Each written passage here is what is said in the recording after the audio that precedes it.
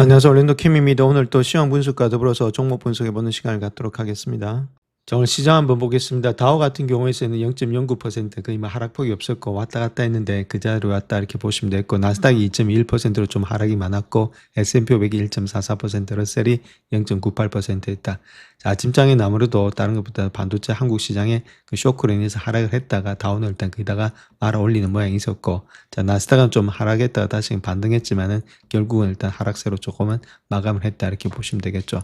자, S&P 500도 마찬가지고 러셀도 크게 올랐다가 지금 이제 하락폭이 그렇게 크지는 않았지만 그래도 어느 정도 하락을 했다. 오늘 장에서 가장 안 좋았던 것은 아무래도 나스닥이 되지 않았나. 계속해서 조금 일단 반등이 그렇게 나타나지 못했다. 그래서 지금 반도체에 대한 그런 차익 매물들이 계속해서 나왔다. 자, 그렇게 보시면 되겠죠. 저는 하루 동안 맵을 보시게 되면 역시나 좀 반도체가 완전히 폭락을 했다 이렇게 보시면 되겠죠. 반도체 장비, 그 다음에 이제 HBM 이런 것들이 거의 다 하락했고, 뭐 델이라든지 이런 것들은 조금 살아남았고, 오라클, 팔란티아 계속해서 하락이 되고 있고, 그 전반적으로 시장에서 반도체가 주관되면서 하락이 됐다. 자, 그 다음 반도체와 더불어서 조금 보시게 되면 이쪽에 지금 이제 인더스트리얼 분야 있죠. 이쪽도 좀 많이 하락이 됐는데, 자, 많이 올라갔던 종목들 중심으로 조금은 일단 계속해서 일단 어느 정도의 차익 매물이 나왔던 그런 순간이 되고 있고, 테슬라도 마찬가지로 좀 많이 빠졌다. 나머지 종목들 있죠. 에너지라든지 유틸리티, 리얼 이스테이트라든지 헬스케어 이런 것들, 파이낸셜 이런 것들은 그렇게 나쁘지가 않았다. 그렇게 보시면 되겠죠. 그래서 다우가 안 빠지고 여기 있는 자금들이 이쪽으로 좀 흘러갔다 이렇게 보시면 되겠죠. 그래서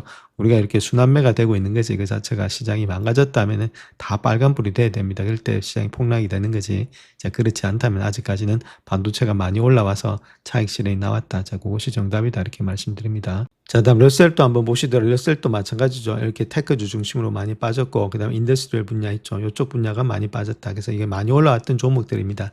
테크하고 인더스트리가 다른 것보다는 종목 11개 섹터 중에서 가장 많이 올라왔던 종목들이 좀 빠졌다. 즉 차익 실현이 나왔다. 그렇게 보시면 되겠고, 베이직 머티리얼 이쪽도 좀 많이 빠졌죠. 그래서 그런 종목들 빠졌고, 나머지 종목들 파이낸셜 렌즈 이런 것들은 계속 상승이 되고 있다. 그렇게 말씀드리겠습니다. 그래서 하루 동안 퍼포먼스 보시게 되면 가장 많이 빠졌던 종목이 기술주가 많이 빠졌죠. 3.94, 그 다음 베이직 머티리얼스, 그 다음 요런 것들 기초 소재, 그 다음 인더스트리 산업 분야가 좀 빠졌다. 요런 것들 빠지고, 컨슈머 디펜스, 즉 말해서 경기 방어주, 그 다음 헬스케어, 리얼 이스테이트, 유틸리티, 에너지 이런 것들이 올라갔다 이렇게 보시면 되겠죠. 그래서 11개 섹터 중에서 아직까지도 한 반 정도는 매수세가 돌고 있다 이렇게 보시면 되겠죠. 자, 그런 가운데이기 때문에 시장이 망가진 거라기보다는 여기 있던 것들의 차익 매물이 이쪽으로 넘어갔다 이렇게 보시면 되겠습니다. 자, 그런 가운데 있기 때문에 조금은 일단 많이 올라왔던 데 대한 부담감이 있었던 거지, 시장의 하락으로 주관되는 것은 아니다. 펀더멘탈 아직까지 무너진 건 아니다. 자, 그렇다면 우리가 빠진다면은 매수 관점에서 우리가 생각을 해봐야 된다 이렇게 말씀을 드립니다. 자, 먼저 S&P 500의 지수 한번 보겠습니다. 저번에도 말씀드렸듯이 좀 확대형이 되고 있다 이렇게 말씀드렸죠. 그래서 고점에서 확대형이 나타난다는 것은 좀 시장이 불안하다 이렇게 말씀을 드렸습니다. 그렇기 때문에 등락이 왔다 갔다 많이 한다 이렇게 말씀을 드렸죠. 그런 장세가 지금 펼쳐지고 있고, 저번에도 말씀드렸죠. 헤드앤숄더가 좀 나타났다 이렇게 보시면 되겠습니다. 그래서 주가 자체가 좀 흘러내리는 모양이 있다. 여기까지 말씀을 드렸죠. 자, 그런 가운데 있고, 이때까지 올라왔던 추세 있죠. 그 추세를 갖다 좀 무너뜨렸다 이렇게 말씀을 드렸습니다.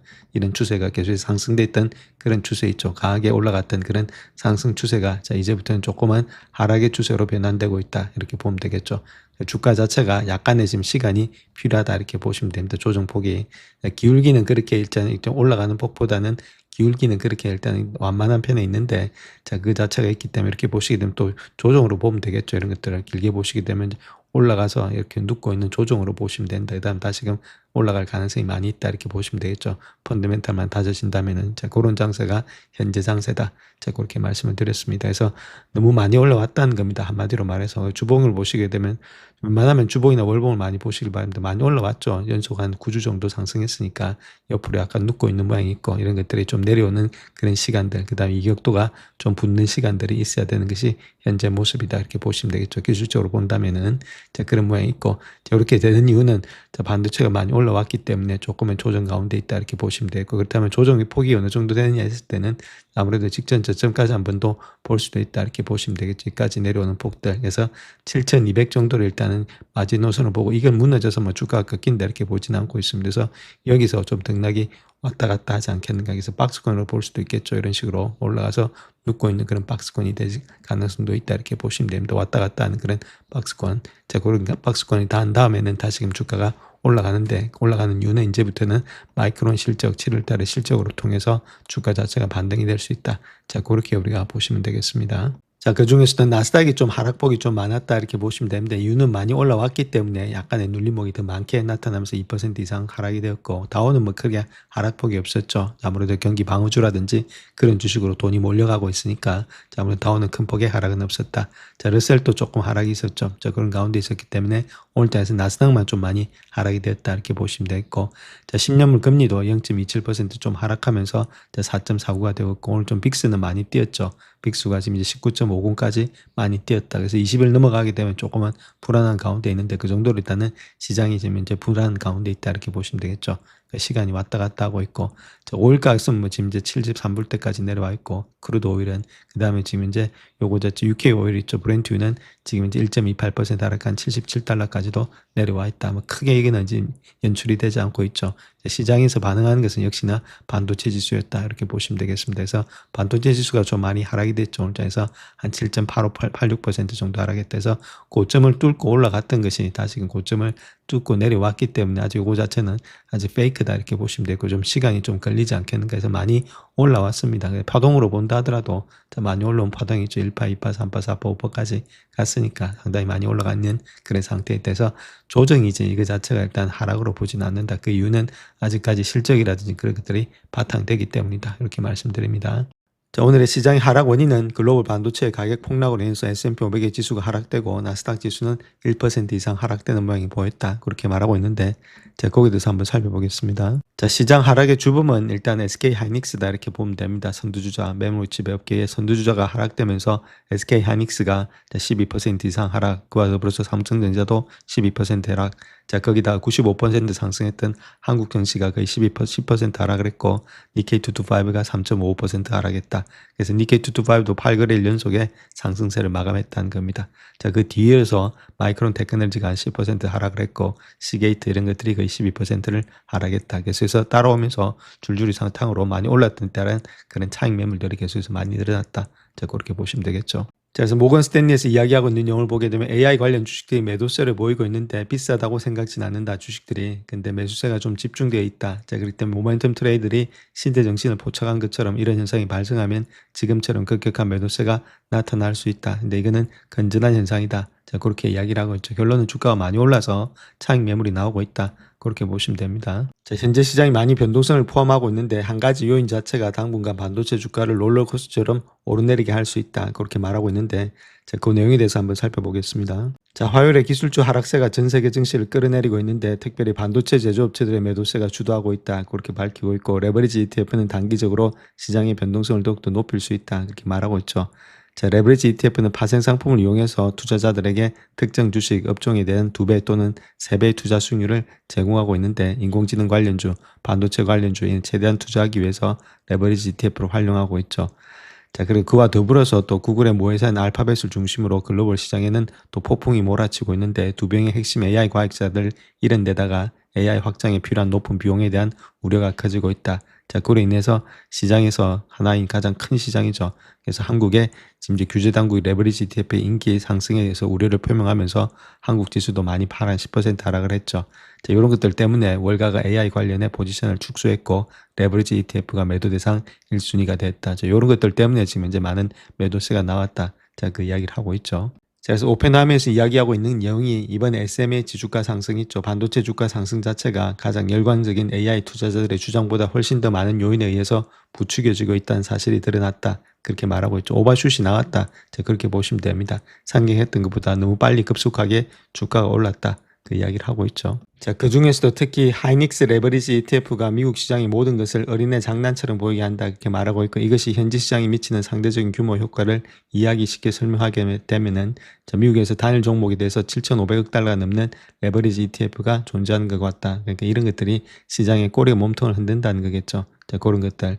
자, 그와 더불어서 샌디스크, 마이크론 테크놀로지가 큰 폭의 하락을 했고, 자, 중요한 건 내일 장 마감 후에 마이크론 실적 발표를 앞두고 있는데 매도세가 나타난 것은 시기상조다. 그렇게 말을 하고 있고, 자, 이번에 하락세가 건전한 움직임이다. 그래서 추가 투자의 기회가 될지, 자, 그에 대해서는 오늘 장에서 나타날 수 있는 매도세의 강도에 달려 있다. 그렇게 말하고 있죠. 그래서 매도세가 심해지면은 레버리지 포지션, 그 다음에 과매수 상태가 해소될 수 있다. 자, 그렇게 이야기를 하고 있습니다. 그래서 지금의 하락세는 조금 일단 건전한 하락세다. 다들 그렇게들 이야기를 하고 있습니다. 자, 그래서 현재 마이크론의 실적은 업계 성장 전방에 대한 통찰력을 제공하기 때문에 삼성과 SK 하이닉스에 더 큰 영향을 미칠 수 있다는 점에서 한국과의 연관성이 상당히 높다. 자, 그렇게 말하고 있고, 결론적으로 이러한 레버리지 제품의 판매가 안정될 때까지는 전 세계 반도체 시장은 험난한 시기를 겪을 수 있다. 이렇게 보면 되겠죠.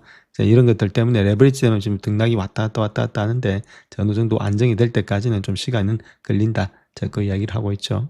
자, 그 다음 또 골드만삭스에서 하락 이유에 대해서 이야기하고 있는데, 자, 아무래도 직접적인 이유가 무엇이든지 간에 시장은 지난 몇 주 동안에 인공지능 투자에 대한 부정적인 요인들을 거의 모두 무시해온 그런 느낌을 가지고 있다. 그렇게 말하고 있고, 일본과 중국처럼 AI 운용 비용을 갖다가 어느 때처럼 저렴하게 만드는 지역들이 늘어나고 있다. 그럼에도 불구하고 하이퍼스케일러 기업들의 투자 전망에 이러한 변화가 반영되지 않고 있다. 자, 그렇게 말하고 있죠. 그래서 예를 들어서 중국의 GLM-5.2 이런 것들이 대규모 라지 랭귀지 모델의 10만 개의 하웨이 프로세스에 학습되었고 엔비디아는 전혀 참여하지 않았다. 자, 그렇게 이야기를 하고 있는데, 자, 문제는 그 고무줄이 얼마나 늘어날 수 있느냐 그건데, 자, 만약에 첨단 인공지능의 기술이 서구에 비해서 훨씬 저렴한 비용으로서 동양에서 개발될 수 있다면은 자본을 가장 많이 투자하는 주체들이 과잉 투자 위험에 가장 크게 노출된다. 자, 그렇게 이야기를 하고 있죠. 그래서 한계점은 주요 투자의 주체가 하나의 주주 가치를 높이는 데 있어서 인공지능에 대한 투자를 줄이는 것이 더 효과적이라는 사실을 깨닫는 순간이 된다.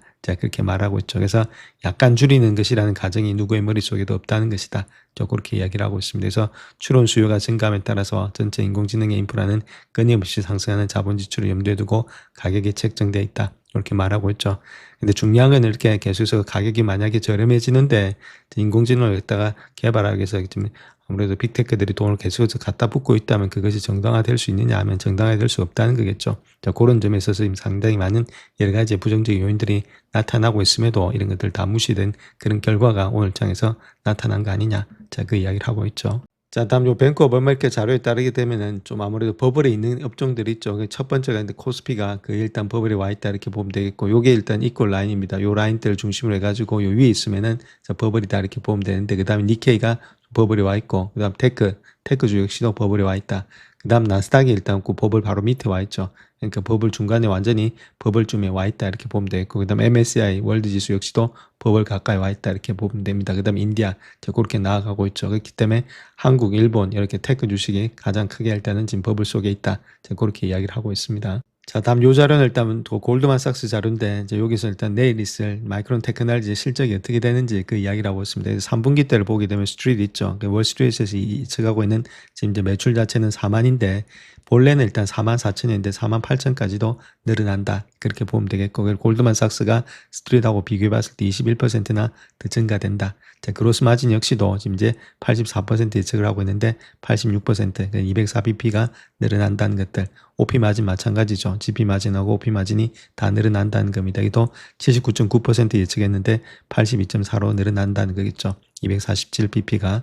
자, 그 다음에 난개월 했을 때 EPS는 26% 정도 늘어난다. 23달러를 예측하고 있는데 여기 보니 29달러가 30달러가 되고 있죠. 모든 것들이 예측치보다도 더 많이 늘어나고 있고 올드보다도 뉴가 더 많이 늘어나고 있죠. 그래서 생각했던 것보다는 더 많이 늘어날 가능성이 많이 있다. 이렇게 보면 되고, 그 중에서도 D램 같은 경우는 지금 이제 31,448 예측했는데 36,000, 그 다음에 낸드도 마찬가지로 8,700을 예측했는데 12,000까지 늘어난다. 14%, 44%. 그래서 낸드가 훨씬 더 많이 늘어난다. 그렇게 보면 되겠죠. 그래서 지금 이제 피지컬이 2020년도 전체적으로 봤을 때라도 YY 기준에는 292%가 늘어난다. 올드보다도 뉴가 더 많죠. 그 다음 난코 마찬가지로 지금 이제 이런 것들 GP 마진도 53.9, 53, GP 마진 비슷하고 OP 마진은 78.4인데 79.9로서 늘어나고 있고, EPS 역시도 89달러 예측했는데 98달러로서 늘어나고 있다. 이렇게 보시면 되겠죠.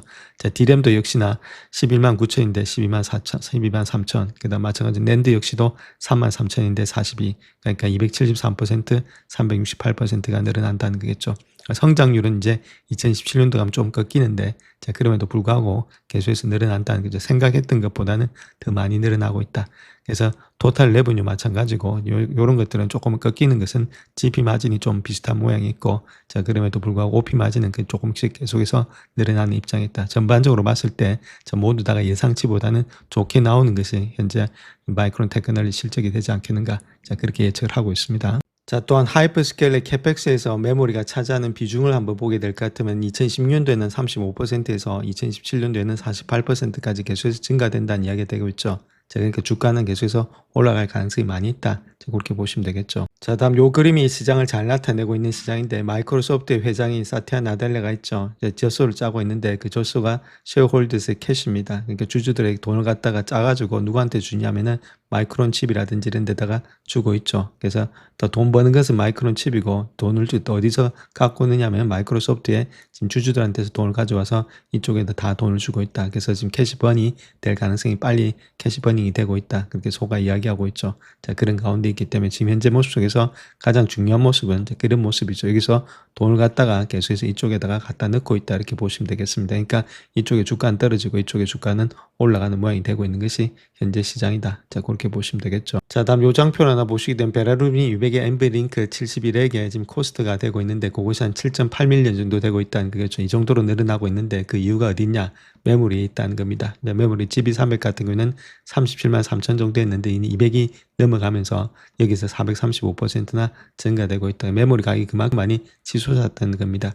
자, 그런 가운데 있기 때문에 이 정도의 가격이 더블 이상이 뛰고 있다. 이렇게 보면 되겠죠. 그래서 이 정도의 메모리가 지금 상당히 가격이 많이 뛰고 있는 것을 이쪽에서도 우리가 볼 수가 있다. 이렇게 보시면 되겠죠. 자, 그래서 최근에 지금 메모리 가격 자체가 계속해서 올라가고 있는데, 지금 보시게 되면 GB100대는 지금 메모리가 한 7% 정도, 그 다음에 GB300대는 메모리가 한 9% 됐다가 지금 26%까지 늘어나고 있다는 겁니다. 그만큼 코스트가 많이 들어가고 있다. 자, 그렇게 이야기를 하고 있죠.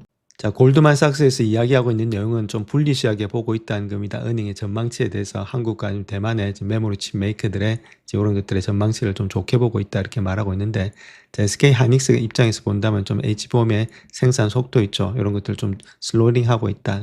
약간의 속도를 줄이고 있음에도 불구하고 로컬 미디어들이 그렇게 말하고 있지만은 아무래도 이렇게 전망치는 상당히 밝다. 자, 그 이야기를 계속해서 하고 있습니다. 자, 그렇다면 이번에 기술주 하락 자체가 오랫동안 기다려온 대규모 매도세의 시작인지 아니면 당연한 휴식인지 거기에 대해서 한번 봐야 되겠죠. 그 수주간에 대규모 경보가 울렸지만은 모두 오해했던 것으로 밝혀진 후에 주시장 마침내 진짜 문제, 즉 2년 동안에 환영해왔던 문제들을 발견하고 있다. 그렇게 밝히고 있는데, 자, 그 내용을 한번 보겠습니다. 자, 현재 시장에 지금 모티브가 된 것이 AI 열풍의 수요주였던 메모리 칩에 관련된 주식들, 특히 라운드 1 메모리 ETF 있죠. 이달 초 28% 급등했다가 이제 하락세를 보이고 있다. 자, 요게 D램이죠. 이 D램이라는 ETF 안에 모든 게 다 포함되고 있습니다. 그래서 이것이 지금 주도주다 이렇게 보시면 되겠죠. 이 안에 삼성전자, SK 하이닉스, 자, 그다음 마이크론 테크놀로지, 자, 그 시게이트, 웨스턴 디지털, 키오시아 이런 것들 전 세계 모든 반도체에 메모리 반도체가 집중되어 있는 것이 D램 ETF다.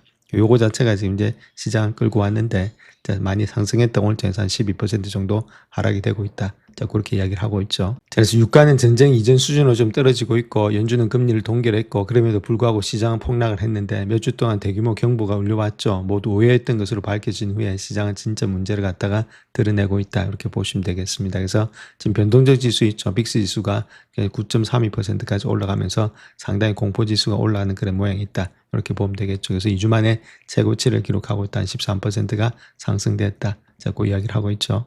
자, 그래서 해외 시장의 약세를 보게 되면 미국 시장에서 급등세를 보였던 일부 종목들이 일시적인 숨고르기에 불러일으킬 가능성이 높다. 좀 숨고르기에 들어갔다. 그 이야기를 하고 있고, 자, 메모리 칩 관련 주식이 올해 AI 주도의 랠리에 큰 수혜주였다. 자, 그것이 HBM의 수요 급증으로 인해서 이익을 얻을 수 있는 기업이었다. 그게 투자가 됐죠. 집중적으로. 자, 그것이 뭐 지금 이제 D램이라든지 SK 하이닉스, 삼성전자, 마이크론 테크놀로지다. 그렇게 보면 되는데, 자, 특정 업종이 선형적 또는 포물 성형으로 상승한 그 자체가 아무리 좋게 봐도 예측 불가능하다. 그래서 최악의 경우는 매우 위험하고 포물 성형 상승은 예측할 수 없이 급격하게 끝나는 경향이 있다. 이렇게 말하고 있죠. 그래서 그게 뭔 말이냐면 이렇게 꾸준하게 이렇게 계속해서 올라갔다는 게 아무도 조정 없이, 자, 그렇기 때문에 약간의 조정이 또 필요할 수도 있고 이거 자체가 급격하게 꺾일 수도 있다. 자, 그 이야기를 하고 있죠. 자, 그럼에도 불구하고 이번에 기술주 하락 자체가 큰 항복으로 보기는 어렵다. 그 이야기를 하고 있습니다. 이번에 하락이 장기간의 상승세를 이어온 일부 시장의 최고 실적의 업종 이면에 도사리고 있는 위험과 불안전성을 좀 일깨워주는 것에 가깝다. 자, 그렇게 이야기를 하고 있죠. 그래서 많이 올라와서 이제부터는 실적을 조금 더 면밀히 관찰해야 될 때다. 자, 그 이야기를 하고 있고. 그래서 지금 흥분할 때는 아니고 그동안 누려왔던 큰 폭의 상승세를 즐겼다면은 때때로 감수해야 될 일이다. 조정은 피할 수 없다. 자, 그 이야기를 하고 있죠. 그래서 지금부터는 조금 더 꼼꼼하게, 자, 세밀하게 지금 이제 기업의 실적을 관찰해야 될 때다. 그 이야기를 하고 있습니다. 자, 그래서 한국의 지금 대규모의 시장 폭락 사태가 미국에서도 재현될 수 있는 이유가 무엇인지, 자, 거기에 대해서도 한번 살펴보겠습니다. 자, 그래서 올해 들어서 코스피 지수가 지금 94% 이상 급등을 했다는 거겠죠. 시장의 주도주가 코스피 지수였다 이렇게 보시면 됩니다. 근데 나스닥 지수는 같은 기간 동안에 7배 이상 상승했다. 나스닥 지수보다도. 그러니까 코스피 지수가 지금 이제 가장 큰 지금 주도주였는데 그게 꺾이니까 같이 따라서 꺾인 거 아니겠는가. 자, 그렇게 볼 수 있겠고, 또한 미증시를 사상 최고치로 끌어올린 거대 반도체 기업들이 주를 이루는 기술 중심의 지수가 2배로 상승한 가운데 하락세가 나타났다. 많이 올라간 가운데 하락세가 나타났다. 자, 그렇게 말하고 있고, 사실상 한국의 코스피 지수가 아시아 기술주 시장의 기준점이 되고 있는데, 그래서 미 증시의 거래의 전조 역할을 하고 있다 이렇게 말하고 있죠. 그래서 이것도 마찬가지로 10%가 떨어졌고, 후반에 걸쳐서는 서킷 브레이크가 발동돼서 거래가 중단되기도 했다. 자, 그렇게 말하고 있는데, 이번 세션에 세 가지 요인이 있다는 겁니다. 불리하게 작용했던 것들이, 첫 번째가 알파벳 고위 경영진의 퇴사에 따른 AI 경쟁에 대해서 불안감이 가장 큰 요인. 그 첫 번째. 두 번째는 반도체 연계된 레버리지 금융 상품에 대해서 한국 국내의 규제 당국의 압력. 두 번째. 세 번째는 너무 빠르게 과도하게 상승했던 종목들의 포지션 청산. 이 세 가지가 주가 하락의 원인이었다. 자, 그렇게 보시면 되겠죠. 자, 그래서 SK 하이닉스, 삼성은 세 자리 숫자의 상승률을 기록했고, 자동차 제조업체에서 시작해서 이제는 현대모비스를 통해서 반도체 설계 분야에 진출하고 있는 현대차 역시도 70% 이상이 급등했다. 그래서 글로벌 반도체 경쟁에서 주목해야 될 지표로 떠오르고 있는데, 이런 것들이 탄간 속에 카나리아와 같은 존재였다 이렇게 말하고 있죠. 언제든지 터질 수 있다는 겁니다. 많이 올라갔기 때문에. 자, 그런 것들. 자, 그 다음 또 우려할 만한 사항들이 있었는데, 한국의 개인 투자가들은 올해 들어서 코스피 지수에 자금을 집중 투자해서 최근에 기술주 상승세를 활용해서 레버리지 상장 펀드, ETF죠. 이런 거 2배짜리 이런 것들의 공격적인 투자 도구에 대해서 관심을 높이고 있는데, 자, 데이터에 따르면 개인 투자가들이 올해 들어서 ETF의 사상 최대 규모인 390억 달러를 투자했다. 그렇게 말하고 있습니다. 그러니까 ETF 이렇게 돈이 많이 들어오니까 올라갈 때 많이 올라가는데 또 내려올 때는 급격하게 떨어지는 그런 경향이 있었다. 그 이야기를 하고 있죠. 자, 하지만 한국의 금융감독원이 새로운 투자 상품 승인에 있어서 너무 성급했다. 그렇게 인정하면서 규제 당국이 우려를 표명했죠. 그래서 금융감독 측은 지난주에 투자자들에게 시장의 변동성이 증가함에 따라서 급격한 가격 변동이 이제는 현실이 되었다는 점을 상기시키는 소비자 경고를 발표를 했죠. 골드만삭스 역시도 마찬가지로 한국 은행들이 높아진 위험을 완화하기 위해서 소비자 대출, 레버리지 거래에 계좌 접근을 제한하기 시작했다. 그렇게 말을 하고 있습니다. 자, 이런 것들 때문에, 아무래도 이런 것들 때문에 주가가 왔다 갔다 많이 한다는 이야기입니다.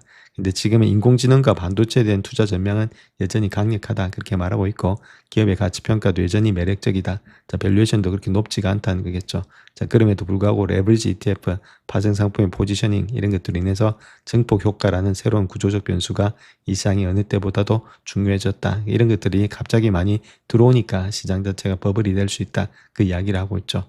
자, 그런 것들 때문에 시장이 좀 많이 등락이 일어나고 있다. 그 이야기를 하고 있습니다. 자, 또한 이번 주에는 코스피 3대 기업의 수익의 성장을 견인하고 있는 핵심 요소인 메모리 가격에 대한 광범위한 권고도 논의가 되었다 이렇게 말하고 있고, 카운트포인트 리서치에 따르면 메모리 트래커의 보고서에서 전체 메모리 칩 시장의 규모가 내년 중반까지 1조 3천억 달러를 넘을 것으로 예상하면서도 해당 기록에 도달 후에는 공급의 급증으로 인해서 가격 조정 위험이 있다. 자, 그렇게 이야기를 하고 있죠. 그러니까 내년 중반까지는 가는데 그 이후부터의 성장이 좀 둔화되는 거 아니냐. 자, 그런 것들도 있었다. 그 이야기를 하고 있죠.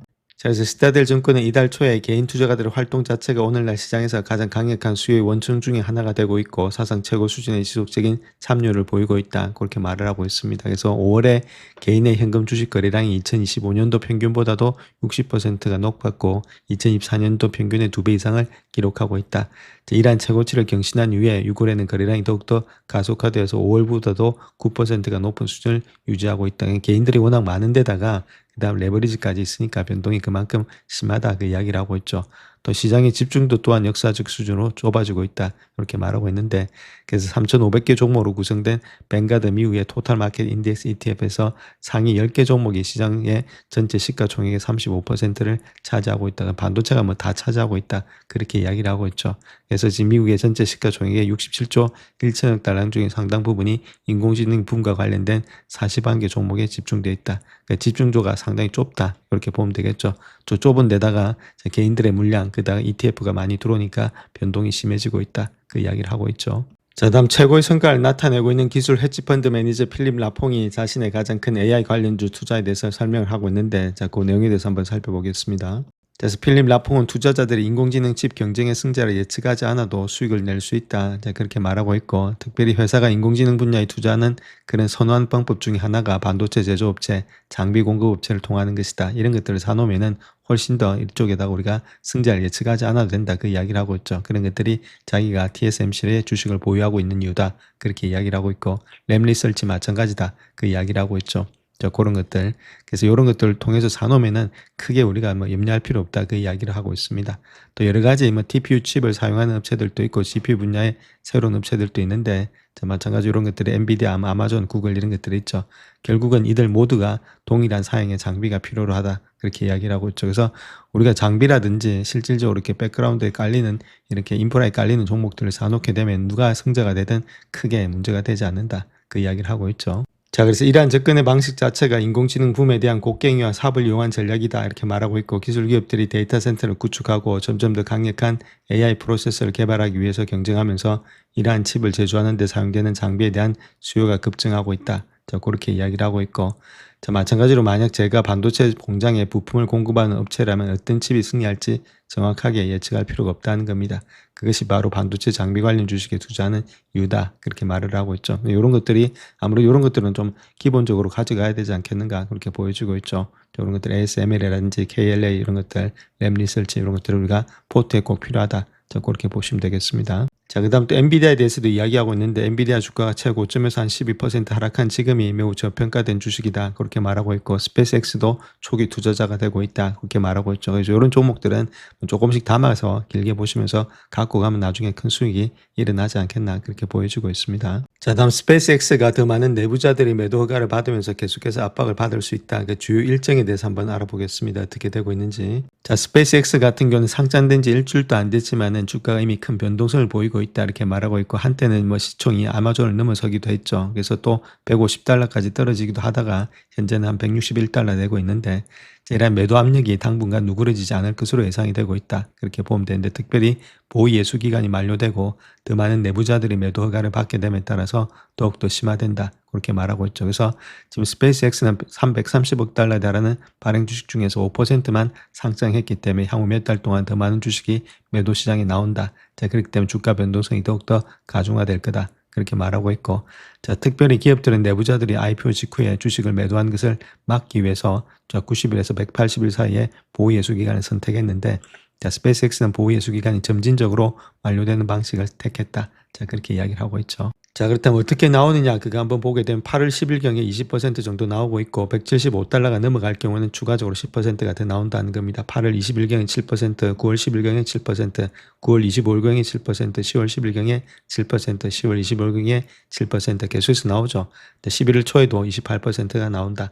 12월 9일 정도 되면은 남은 주식들이 없다. 거의 대부분 내부자에서 남은 주식들이 다 나온다. 그래서 12월 달까지는 계속해서 물량이 나온다는 겁니다. 물론 물량이 나온다 해서 주가가 안 가는 건 아닌데, 자, 매도세가 나오니까 아무래도 출렁거릴 수가 있다. 자, 그렇게 보시면 되겠죠. 그래서 새로운 제품의 출시가 있을 때마다 상당한 물량이 시장에 쏟아지기 때문에 가격이 하락할 가능성이 높다. 그래서 더 나은 매수 기회를 찾을 수 있을 것으로 예상이 되고 있기 때문에 좀 시간을 두면서 우리가 이런 것들을 해야 되지 않나. 자, 그렇게 예측을 하고 있죠. 자, 다음에 인공지능 테마에서 조금 벗어나서 포트폴리오를 다각화하고 싶은가 그렇게 했을 때 에브코 IS에서 네거티브 베타 주식을 좀 살펴보자 이렇게 말하고 있죠. 네거티브 베타는 시장하고 좀 반대로 움직이는 걸 말하죠. 그런 것들이 지금 시장이 많이 떨어졌을 때 또 올라가는 그런 주식들을 우리가 살펴봐야 되겠다. 그 이야기를 하고 있습니다. 자, 경제라든지 지정학적 불확실성이 커짐에 따라서 이른바 인공지능 거품이 터질 수도 있다는 우려가 심화되고 있다. 이로 인해서 투자자들은 전체 시장과 좀 반대 방향으로 움직이는 주식을 찾고 있는데 그것이 음의 베타다. 그렇게 말하고 있죠. 그래서 그래서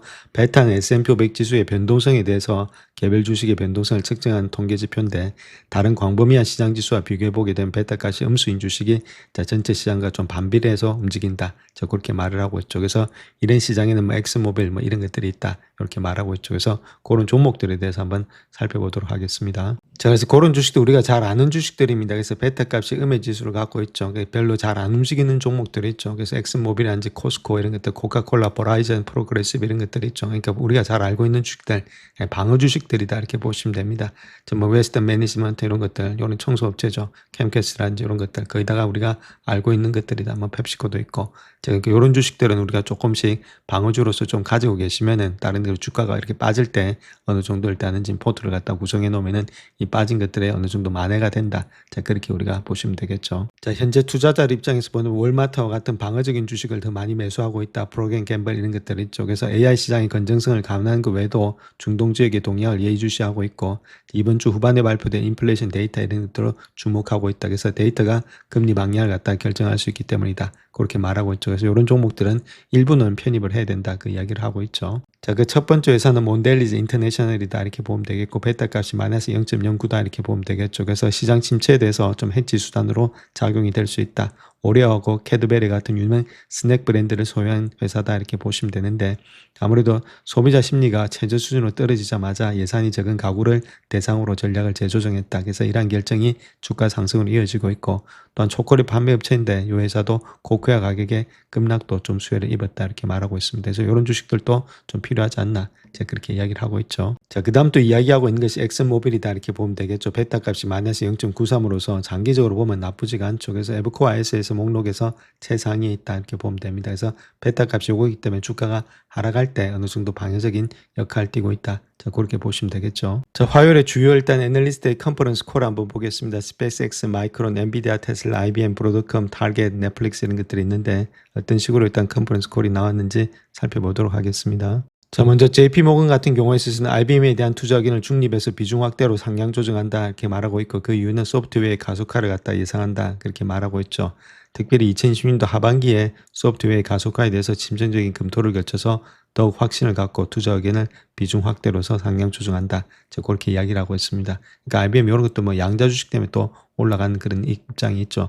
그래서 트럼프가 지금 IBM에 투자하지 못했던 이런 것들을 뭐 후회한다면 그런 이야기도 있는데, anyway 어쨌든 조금 길게 보시면은 나쁘진 않다 이렇게 말씀을 드릴 수가 있겠습니다. 자, 베어드 같은 경우에는 테슬라에 대해서 시장 수익률의 상위 의견을 재차 강조했는데, 테슬라에 대해서 투자를 유지한다 그렇게 말하고 있고 합병이 조만간 이루어진다. 이것 때문에 아무래도 주가가 올라갈 수 있다 이렇게 말하고 있죠. 그래서 그런 것들이 조만간에 실현될 가능성이 높다. 자, 그렇게 밝히고 있습니다. 자, 번스타인은 넷플릭스가 더 나은 성과를 낸다 이렇게 거듭 강조하고 있고 주가가 변동성이 클 것으로 예상이 되고 있지만은 투자는 계속해서 유지하겠다 그렇게 밝히고 있죠.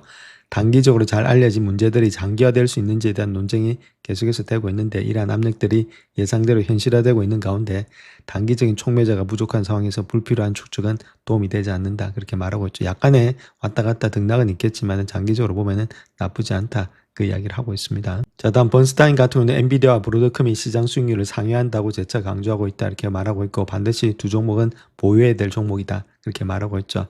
현재도 수요는 둔화될 기미를 보이지 않고 있고 두 종목 모두 다가 지나치게 저평가되어 있기 때문에 매수의 관점에서 접근해야 된다 그렇게 이야기를 하고 있습니다. 자, 다음 뱅크 오브 아메리카에서도 마이크론에 대해서 매수 의견을 재차 강조한다 이렇게 말하고 있고 목표 주가를 상향 조정했는데 $950에서 $1,500로 인상한다 그렇게 말하고 있죠. 그래서 견조한 수요, 제한된 공급 이런 것들이 2010년부터 시작해서 2018년도까지 AI 메모리 시장에 대한 긍정적인 전망을 유지한다.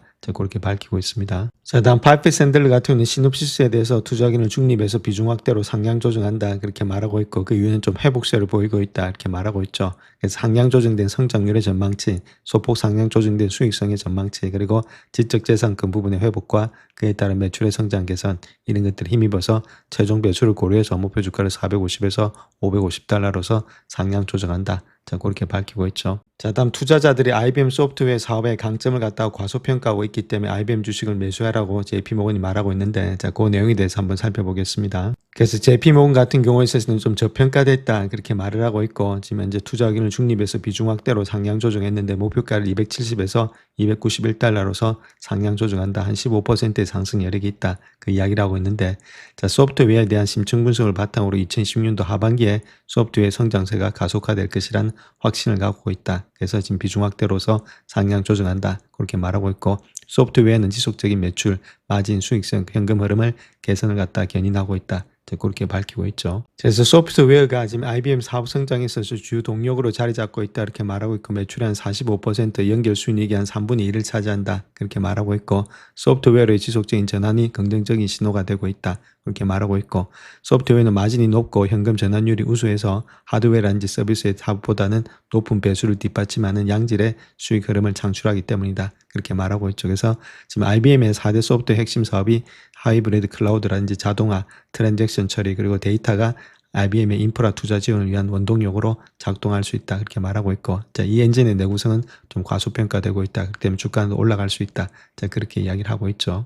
자, 그래서 25명이 레이팅을 주고 있는데 8명이 스트롱 바이고 7명이 지금 바이 그다음에 9명이 홀드다 이렇게 보시면 되고 1명이 아웃퍼폼이죠. 평균 가격은 284달러 정도 되고 있고 최고가는 한 375달러까지도 본다. 자, 그렇게 밝히고 있습니다. 영상을 끝까지 시청해 주셔서 감사합니다. 영상이 도움이 되셨다면 구독과 좋아요 부탁드립니다. 감사합니다.